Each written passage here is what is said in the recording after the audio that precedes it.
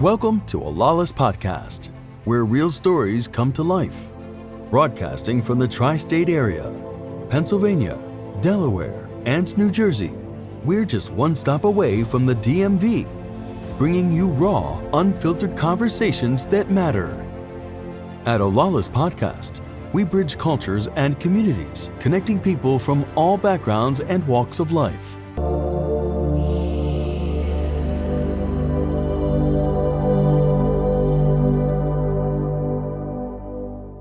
Good evening, ladies and gentlemen. Welcome to Olalu's broadcast, a special edition about the drug epidemic in the Mano River Basin, to be specific, Sierra Leone, Liberia, and Guinea. And tonight we have as panelists to discuss this very important topic, Mr. Abdul Tor and Ms. Fatima Dumuya. First of all, welcome and tell them how's your day going today. Yeah, hi. Thank you for having us. It's been good. Actually, the weather was really nice today. It wasn't too cold. So I really appreciate that. So how was the driving coming here? There was definitely some traffic, 5 o'clock. Schuylkill, I was coming from Philadelphia, actually, so it was a bit hectic, to say the least. I know, right? Mr. Tor. Well, thank you, Mr. George. I also want to say a big thank you to the Olalu's Entertainment Group and Olalu's podcast. It's a pleasure being here. The drive was a little hectic, but we made it here. Though. Right, that's what counts. That's good. And by way of introduction, my name is Ntomalin George from The Closing Argument.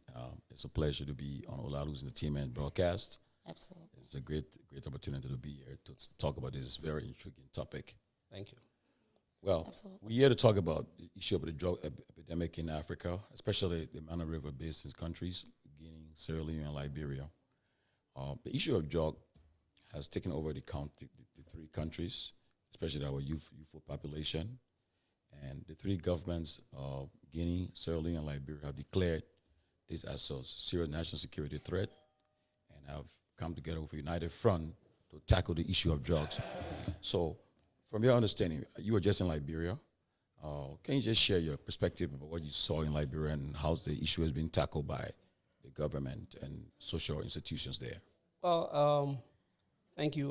That's a very important topic that we're talking about today. The drug situation is a crisis. I'll call it a crisis. Mm-hmm. This is a situation that has been affecting a lot of our young people. Mm-hmm. The future of these countries rely on our young generation.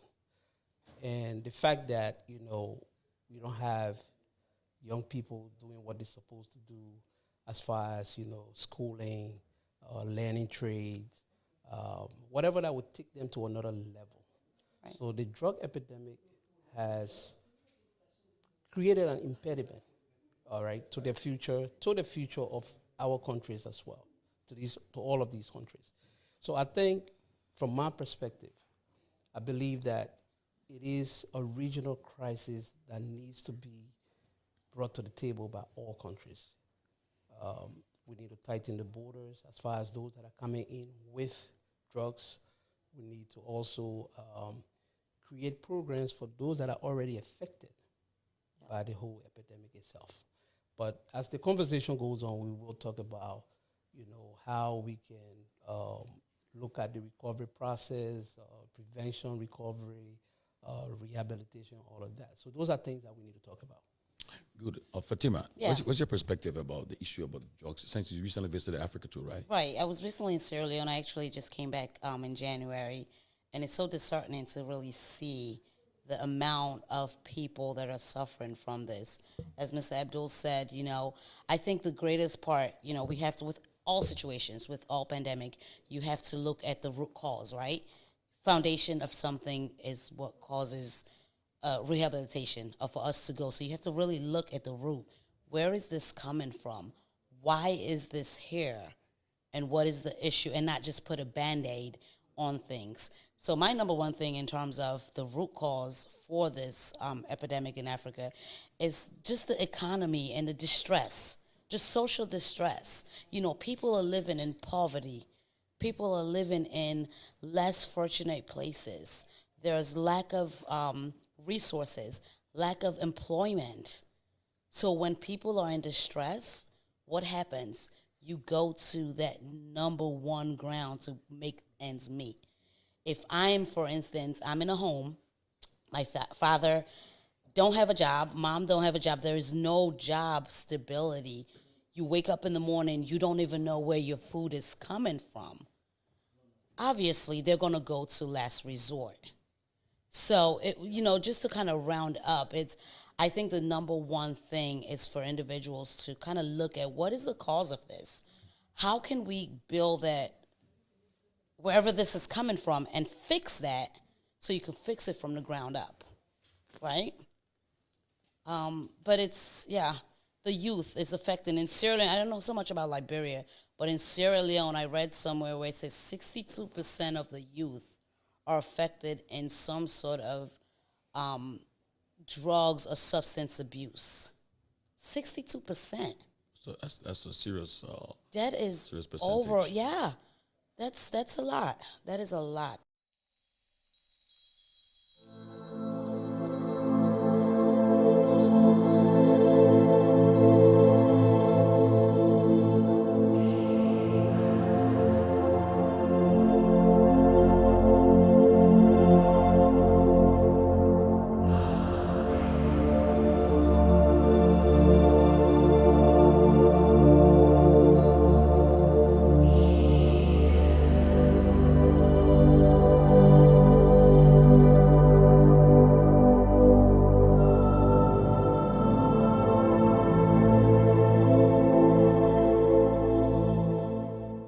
Think of it. But the question is, where's the origin of these things? Because these drugs, because where do they get it from? How it is manufactured? For instance, Kush is for what I understand, it is a stimulus that is mixed.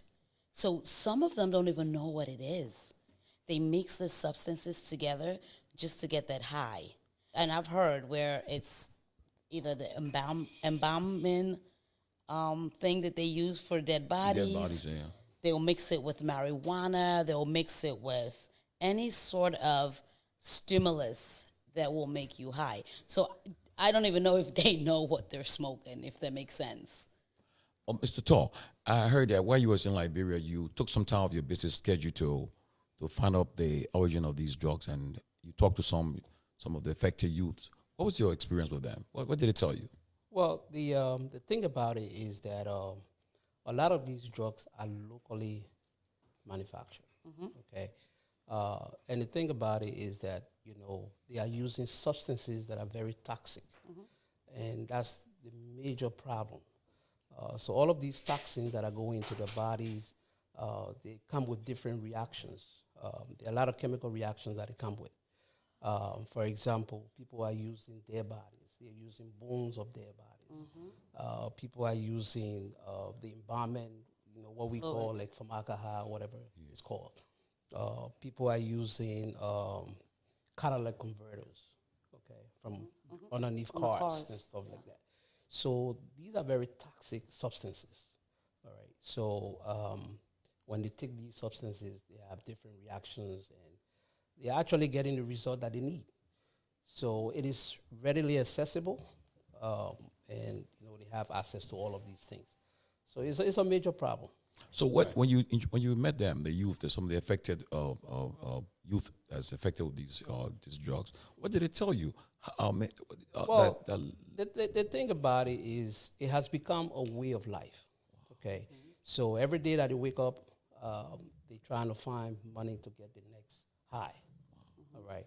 So whatever little that they have, they utilize that to get high. If they have to steal to get high, they will steal to get high. So that's one of the other effects of the high drug use in Liberia and Sierra Leone. You have a lot of crimes. Okay. People are stealing in the communities. People are getting hijacked. You got people phones stolen from them. People are on motorcycles and their bags have been taken away from them, and so it's a very serious problem. So to add to that too, we as a mental health professional, we have to look at the mental health side of things. there is some sort of trauma that happens while people seek solutions, such as, there are different solutions you can seek. You can seek professional solution as therapy to try to help with that trauma, or you can seek quick solutions such as drugs and alcohol, right? And that's where a lot of people go into substance abuse. But we fail to understand that these countries have gone through racial war. Like Sierra Leone was what? I didn't grow up in Sierra Leone, but over 10 years of racial war, and that trauma that these people have had. There's no really mental health services there to really help them unlearn the gunshot or seeing somebody shot or seeing somebody's hands amputated. So they find their own way to cope. It's a coping mechanism. But how are these drugs accessible to these people? Like, how do they? Because it is brought into the country through transnational. Right. I think Mr. Abdul talked on that a little bit in terms of border control, making sure that the government. This is a recommendation that everyone have, making sure that the government is in fact there to be able to control what comes in. And I'm gonna be the elephant in the room. To be honest, of what I've heard, some of these government officials are part of distributing and bringing in. So it's the corruption is there. Let's just put it out there. So in essence, the question is, are these drugs manufactured in Sierra Leone, Liberia, Guinea, or are they brought in from overseas? Well, let me just buttress what Fatima just said. As far as allegations of officials participating in the whole process, there has been a lot of allegations. Now, some of these drugs are manufactured locally. Some of them have been brought in, from what I've heard, and they are Colombians and people from South America that are transporting these drugs to Liberia, to Liberia and Sierra Leone and neighboring Guinea and all of these places. So they are not just locally manufactured. Those are drugs that are coming from Colombia and other places as well. So you have local distributors, you have international distributors, and that's a major problem because now Liberia, Sierra Leone, Guinea is not a major transit point for drugs. Okay, so now they are using those routes. Now, because of the corrupt system that we have in place, they've found it more easily accessible to transport their drugs through these regions. Yeah. So that's where the problem lies. Oh, again, we are live on Olalu's Entertainment Network and talking about the issue of drugs in the Mano River basins, to be specific, Liberia, Guinea, and Sierra Leone. And we have been joined by another professional. Can you introduce yourself, please? Yes, good evening. My name is Lorna, and I'm a nurse. And I am not from Sierra Leone. I'm not from Guinea. I'm not from any part of West Africa, and I've actually never been. But I do have a lot of personal experience and professional experience as it pertains to drug abuse. Oh, it's good to have you, and happy to join us too. But just come to pick it back to you. Where's some of the experience you have come to your area of work, and about these drug youth affected with drugs? Okay, so let me say this. This is a very interesting topic. This is not something that I ever thought that we would be talking about would be going on in West Africa. I'm a child of the 80s, born in the United States of America, and which means I was born during the crack era, which means that I would say about 70% of the people that I grew up with had parents who were crack addicted. And then we're coming into the 90s and the 2000s, and we're having the epidemic here with the opioids. So as I'm sitting here and I'm listening to you guys talk, I'm hearing that some of the same issues that we were having in the 80s and having in the 90s, and let me say going as far back as the 70s, with the crack epidemic, and then now with the opioids, all of these things are coming from unresolved mental health issues, coming from being a marginalized people, coming from the government So my experience is I have personal family experience now and with the opioid epidemic. And I have experience caring for patients who are heroin addicted, opioid addicted, now fentanyl addicted. Wow. And we're having some of the same issues. We're seeing these outside substances being mixed with drugs that we're familiar with. We have no idea what these people are putting into their system. So it's making it even more difficult to treat. Wow, interesting. Yeah. Another thing that I experienced, and I didn't really know this till my recent visit in December in Sierra Leone, is there's also something called not only the Kush, is tramadol. Tramadol, I believe you're a nurse. I think what's a painkiller or something to relieve. But people are using that as a way of getting high, and it's a street drug now. I think it was last 2024 in June. President Bio actually deemed it as a street drug, so people are actually selling that now as a drug, and it's so sad because then the people that actually truly need it for an illness are not getting it. Wow. Mr. Tall, I know during your recent visit to Liberia, did you meet some government officials or those in authorities who have the ability to implement policies to tackle this epidemic? Well, I had the opportunity to meet with young people at orphanage homes, at one rehab center. The issue is, people are going for rehab. Young people are going to rehab, but they are then regressing back into the system because we don't have a real, a genuine. We don't have genuine programs that are in place that will really, affect, that is really put into effect. That when they get out of rehab, they are rehabilitated back into the system or reintegrated back into society to become useful citizens. But you have a lot of young people. It's pathetic. I visited the graveyards where they live. They actually live in the graveyards. Wow. And you see a lot of young people. You see babies. They're having babies are being delivered, in the graveyards and so forth. So it has become a way of life for them. They have no other way out. So the government has to do a lot. Okay. And if we look at the whole system, 5 to 10 years from now, it's going to be a major crisis. Wow. Now, there was something that Fatima talked about, trauma, right? A lot of these young people are traumatized. But think about it, right?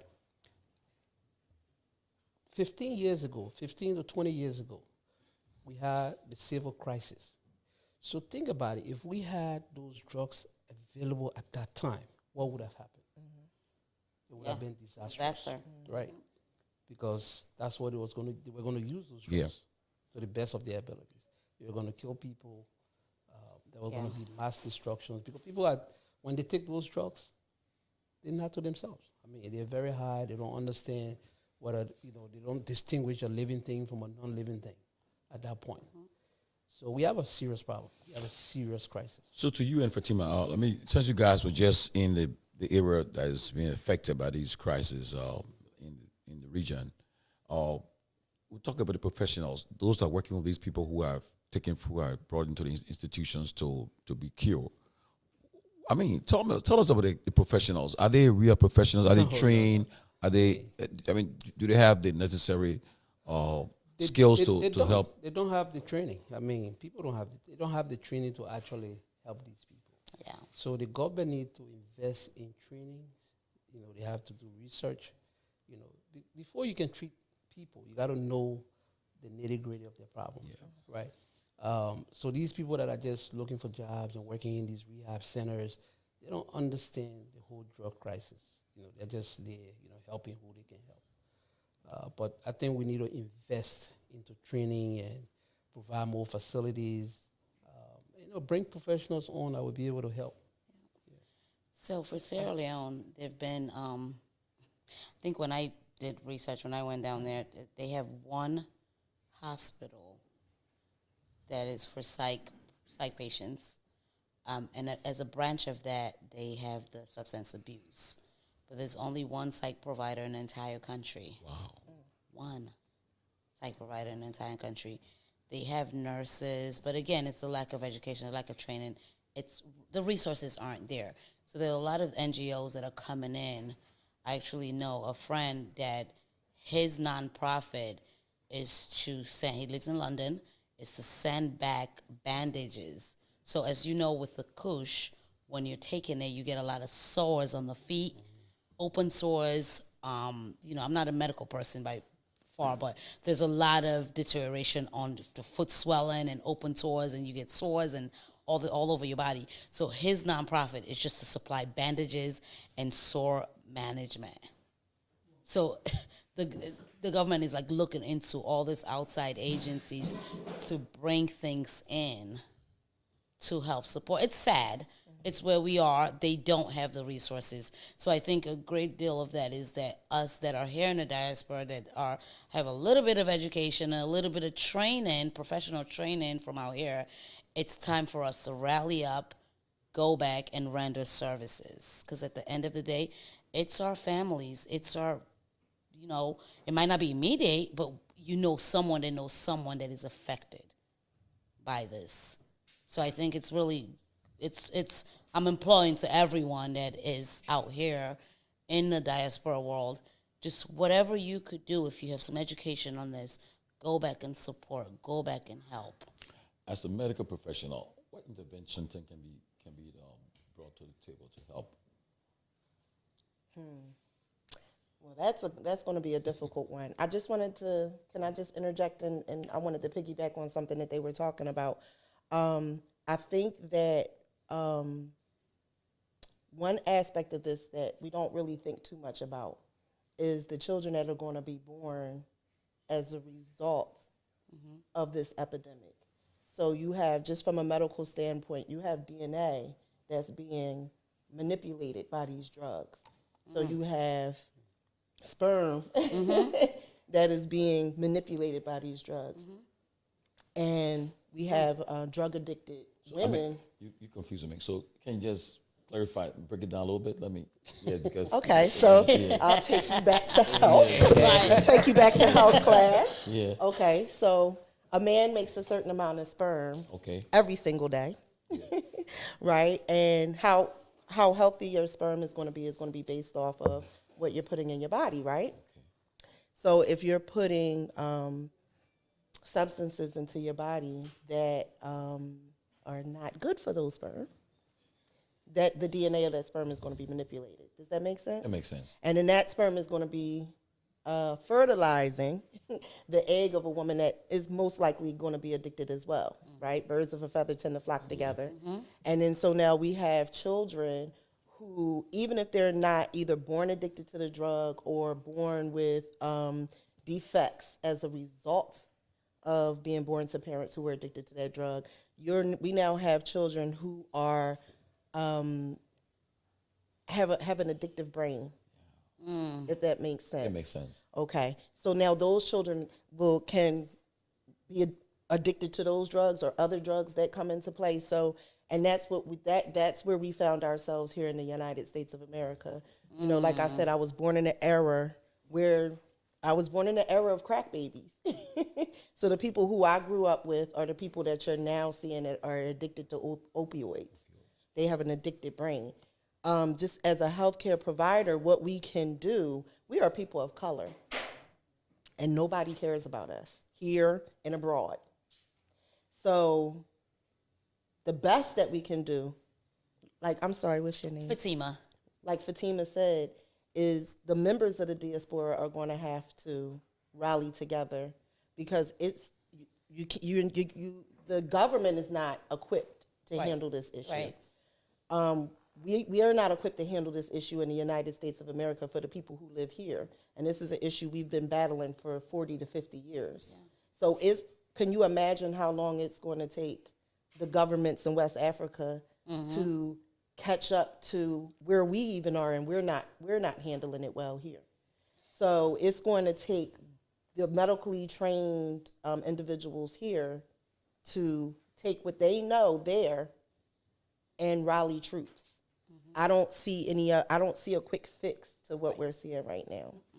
Abdul, you said something very, very important. You said that in the next few years, if nothing is done about this crisis, it will pose a serious threat to our youthful population, the future of our countries. So if you were asked to make recommendations to see how best we can eradicate and curtail this serious epidemic, So, what will be some of the recommendations you're going to make? well, the way I see it is kind of a trickle down effect, right? So you have young people that are on drugs. You have them having babies that are coming up in that environment. So those are environmental factors that are coming into play right there, right? So now, if we're not taking care of the ones that are on drugs, and now their children are going to emulate whatever they're doing in the first place. So it's going to be a circle, right? And that's why I said if we don't tackle that problem 5-10 years from now, it's going to be worse. Worse, yeah. Yeah, but as far as recommendation, I think the government should be the custodian. They should start first, all right. They should take the lead as far as, because that's their responsibility Right. to their people. Their country. All right. So they should take the lead first. And then, ask for help. Okay. There are a lot of programs out there, international donors that have been coming in, trying to assist. But again, the corruption, that money is not triggering down to actually for us to see that effect. Okay. So as far as recommendation, government should take the lead. Okay. Private citizens can come in, take the lead as well. But there needs to be a lot of rehabilitation centers. But the first thing that needs to happen is prevention.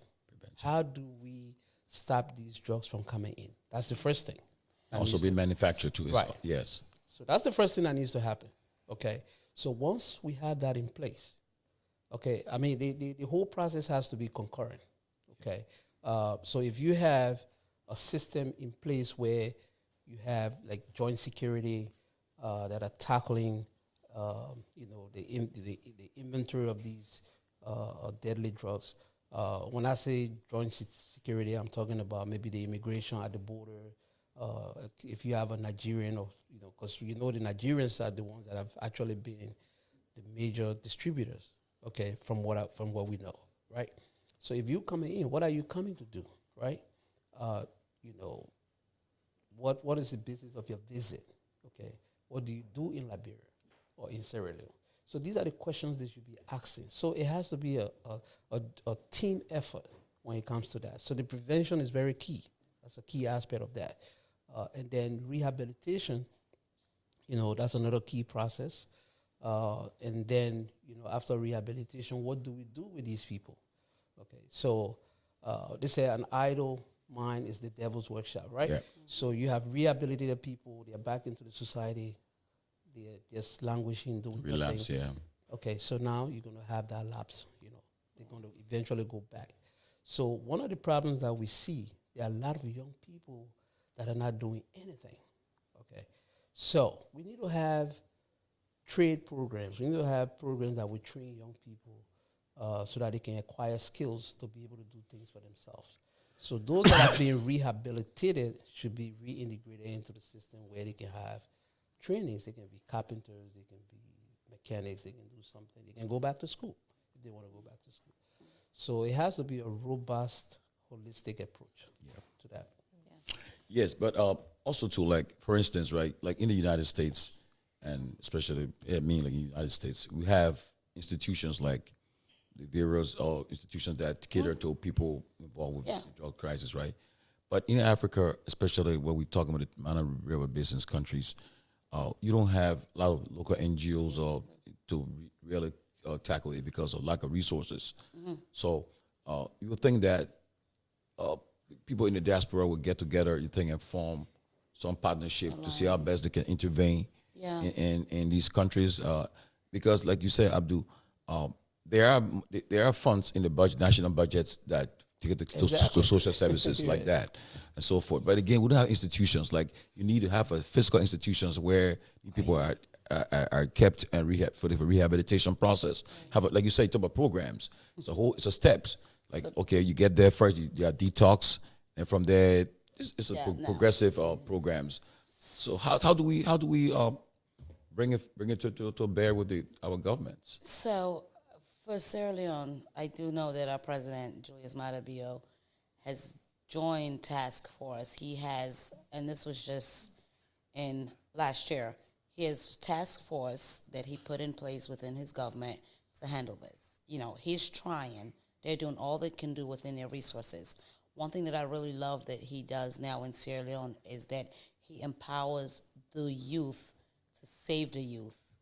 So I think you talked about it earlier, birds of a feather flocks together, right? So he goes to the youth to kind of be like a mentorship program, to work with their companies and say, hey, my man, stop that. That's not good for you. Like he has musicians, the local musicians now in Sierra Leone. I know of a couple. There's one prominent song in Sierra Leone. It's called Youth Man Be Conscious. It's all about the drug epidemic, but it's like, what do these youth, who do they listen to? They're not going to listen to their moms. They're not going to listen to their dads. They're not going to listen to a therapist that come in with a suit and tie and the glasses. So I think that's a very good tactics to actually get to them. So he goes to the musicians. He goes to peer mentorship program. So it seems to be working. It's not 100% fixed, but for Sierra Leone, I think it's working well. But you see, most of these young people, they have on social media, Right. like TikTok, right? Yep. I remember when they said that TikTok was being banned. My daughters were all sad. Everybody was sad, and the same day they said, Trump has given a reprieve for TikTok to come back. They were all excited and so forth. But you think they can also use social media, like TikTok, Absolutely. like you said, that peer. Yeah, I think they do. I think there are different campaigns. But again, the resources aren't there. The money aren't there to keep those commercials on TV all the time. And not only that, how do you, what does the rehabilitation process look like for formaldehyde? I think like that's going to be part of they put them in jail. drug, right? They put them in jail. And that kind of doesn't work. Drug addictions poses a whole different set of issues when it comes to mental health. Because some of us see it as a physical ailment, some of us see it as a mental health ailment. It's both. It affects your mind and your body. And we're talking about a drug that formaldehyde. Like, what? How do you rehab from formaldehyde? I don't think any of us really do know. There is no clear science on what that rehabilitation would even look like. So we have to first figure out what we're dealing with before we can even start to institutionalize, or because what is it going to do to the user physically? Physical body, right. How do we handle the physical ailments right. That are going to come along with that?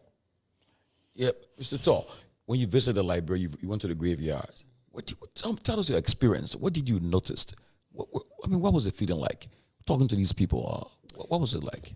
Well, you see a lot of young people looking pale. You see a lot of movements, all kinds of ages. Okay, you have babies, and they live there. Wow. That's where they live. Wow. So they do transactions. They have zone leaders. They got people that are heads of different areas and so forth. So it's like a whole community. Okay, they have a whole community. So I know there was one place that they drove them from, and they came and settled. So that's not the solution, okay? Because even if you drive them from one area, they're going to move somewhere else, and they're going to move somewhere else. So it's just going to be a trickle. It's just going to be a circle that they're going to move in. Yeah. But in the graveyard, they live there, they cook there, they eat there, they sleep there. That's where they live. I mean. Fatima, if resources were provided, and you are asked, what would be which one would be prioritized first? The first thing, you have resources available. What should we the money should be really be spent? Which the first? That's a very good question because there's so many priorities, right? As to where do we tackle first? To me, I think getting the people that are already addicted to it, removing them from the situation, not so much isolating them, but getting them that rehabilitation that they need will be the first priority. And then the second priority, it should also be where they are looking at how are these things coming in, how are they being made, re-educating the public, re-educating everyone, putting a stop to it coming in. Putting a stop to it coming in.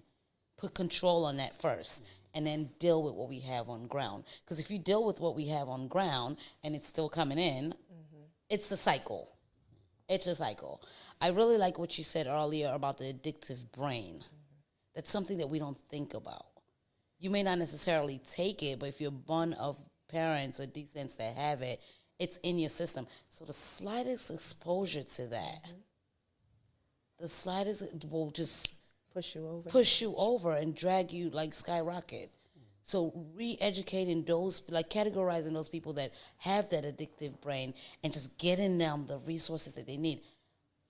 Please don't do this. It's not good for you. Getting them the education so they will know the information and then making an informed decision if they choose to use it. But I think a lot of times it's peer pressure too. Hey, buddy, you want to try this? Hey, yo, my friends are getting high. Let me get high. Oh, it feels good. So you think we should also get involved with the schools too? Like, oh, absolutely. Yeah, get people going to the school. Absolutely. Talking to the young people in the school. Absolutely. 2025 finds us with a strong push for drug culture in every nation. Pop culture is pushing that drug culture. Drugs are cool. Right. You know, with drugs comes money and partying and fun and women and men, and that's in every nation. You know, and everyone wants to be part of the pop culture. Right. And that's starting younger and younger. You know, so I know for here in the United States of America, I keep referencing the 80s. I'm an 80s baby. Decade. I'm an 80s baby too, so it's okay. It produced some really awesome women. But anyway, we had a program called Drug Abuse Resistance Education. It was our first lady at the time started that program. I don't know how effective it was, but at least, it was something that we were talking about, because I honestly wouldn't have known what crack was, if it wasn't for that program, and which meant that no one got a chance to introduce it to me on the street. I had an idea of what it was, and I had an idea of what it was going to do to me if I was to partake, and no one on the street got a chance to teach me that. So because we have such a strong culture, a strong drug culture all across the world that glamorizes drug abuse, if the children aren't taught what it's really going to look like if you partake, then they're going to think it's the most glamorous thing in the world.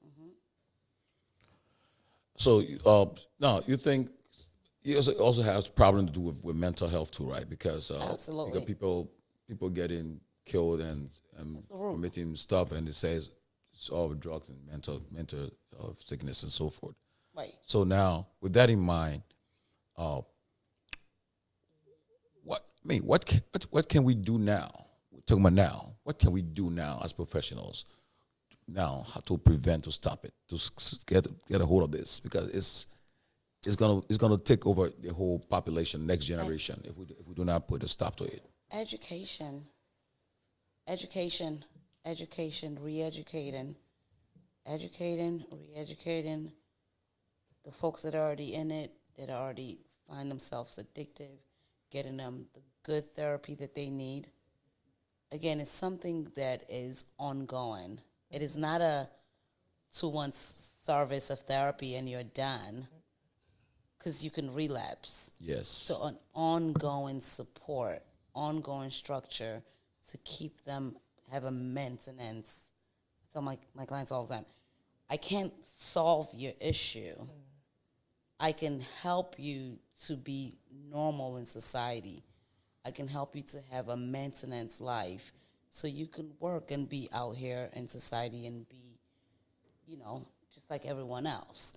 But to say we can cure it, it's hard.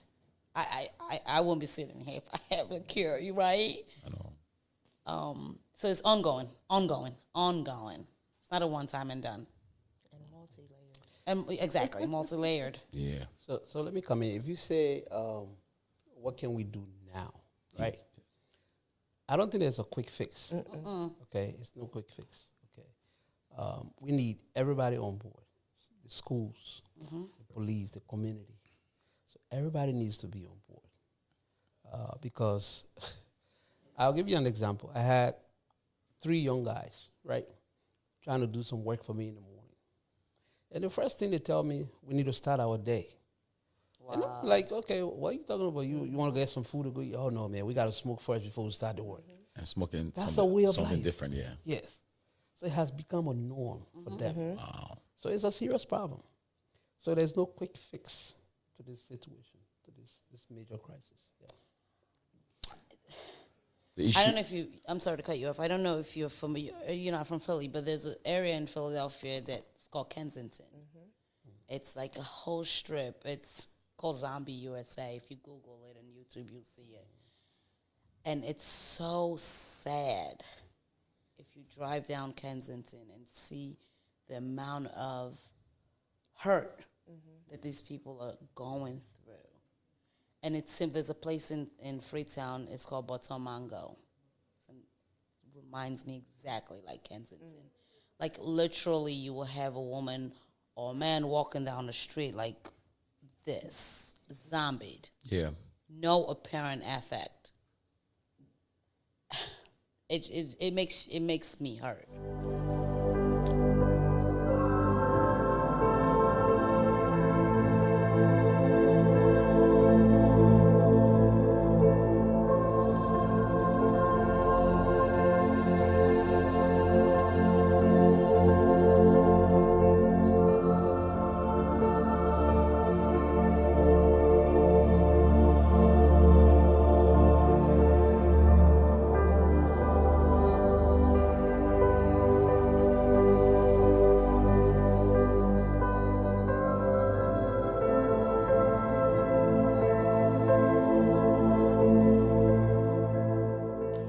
Well, we've been talking an issue about drugs, about this epidemic especially in the Mano River basins, Sierra Leone, Liberia, and Guinea, and the effects of it, the challenges that we are faced with as a country and as a people. So I want to say thanks again to Olalus, but before we leave, we'd like to give our parting comments on this issue. So we'll start with Mr. Tall. Well, I mean, once again, I want to say a big thank you to Olalu's Entertainment and podcast. I mean, this is a major topic. I strongly believe that we should come back and talk about this again. And also maybe we can partner in the future, see what we can do to make an impact. Every little helps. Every little counts. Our young people are dying every day. So there needs to be some kind of intervention. We all have our professional backgrounds and we can come with ideas and solutions and ways in which we can impact our various countries. I have background in Sierra Leone, Liberia, and other places. So it doesn't matter where they help us. Yeah. Thank you. Same. Thank you, Olalus, for the opportunity. It's definitely great to render my little bit of expertise in this. In terms of parting words, I will say, again, just calling on diasporas. Come out. A little bit help. You don't have to be in a region to support. You could do whatever you have to do in your power to help support through education. You talked about the internet being prevalent. People are on TikTok. Make awareness videos on TikTok. And just call in as a Christian, call in Christian community. Let's pray for our young ones. Let's pray for our girls. And God will answer.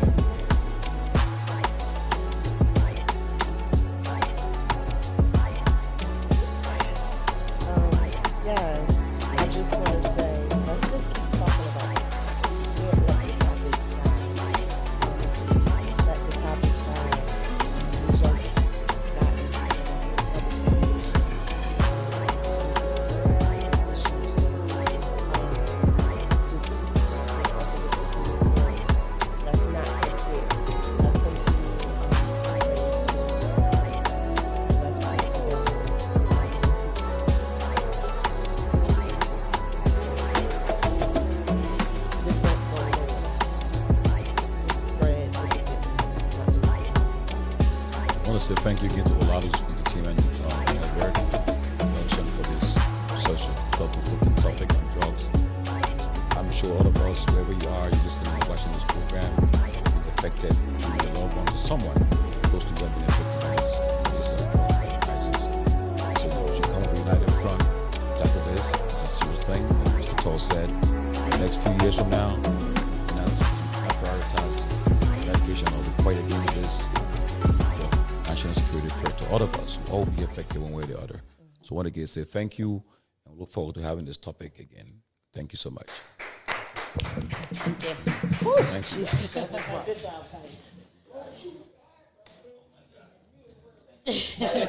We will make sure say people from far and wide they hear una story. They help una need. We dey pray, we dey hope that una get una help. Okay? Una thank you for the time una give we. We know say things no go change right now just like that, but changes they always come. Una just be hopeful. Now, I get one side where me want touch as una brother. Una member I talk say we don't know one help. He ask for help. Una back don't know say Kush no good. Before somebody come first and say they help them, una get for start for help on herself. You understand? How una feel say una go begin for help on herself? How una feel say una go do that? Yes. Sir Emmanuel Salamin? Yes, sir. We the only way I see this Kush business going to stop. We make the stop Kush business. So we the Kush man, we make the stop Kush business. How I say so? One, if the person we can sell go and take that person until now, that would be a great example to nature. But we back with the seller. When we do the seller, that's good. Cigarette smoke here. The only way down there will be Cigarette smoke. Una, hold on. Una, you know what me brother say so. Every local or small language we talk, it gets a very big way for explaining. What they try for say, una for unite, union, una for come together for say, this thing they destroy we, how for fight against them. But look, if una get help, una go able to do what it is suggest. You know, say the help they come on, the mayor will be one of the person. Me personally, I go reach out to the mayor because the mayor, what he want to do, he help the person to the talk to. So if una dey get the idea like this, una dey take the push, him back go work with una. Now una for work together. If una no stand strong, my brother, the only hope for una for that. The way you die this life, you don't done. It's finished, it's over. And more hope there for una. Tomorrow, una can rule this place. Una can be the leaders who will make the law. But nothing will no possibility. Una will come from this. But una keep asking for help, okay? They are a big. We not say everybody want to talk, but we will make everybody talk because they go to the next place. What you don't get now for today, this we will use this to make you help for start a fight, okay? God bless you now, protect you now. But whenever they come, I believe say no they too far you come, okay? So the last person they talk for now, the last one, now this sister waiting up now. Now you now the last person. My sister waiting at your name. Alice for you. So what do you think about this situation? Like what is what I think? I support it. Because if they come for Canberra, we don't do it. When they come for Canberra, we don't buy it. But when they come for the market, we pull it. So I support this is what I am. Okay. Thank you very much. So you back, you all left the Kush, right? You want to go back home. Who sign at home? I mean, who say you people in there? Turn us straight. You miss them? You want to deal with them? You don't try? What's in and say? I left Kush. I will let look the camera. Let's say now you fumble now before you saw. You get one chance for let talk to them, for let them hear you. What you go say?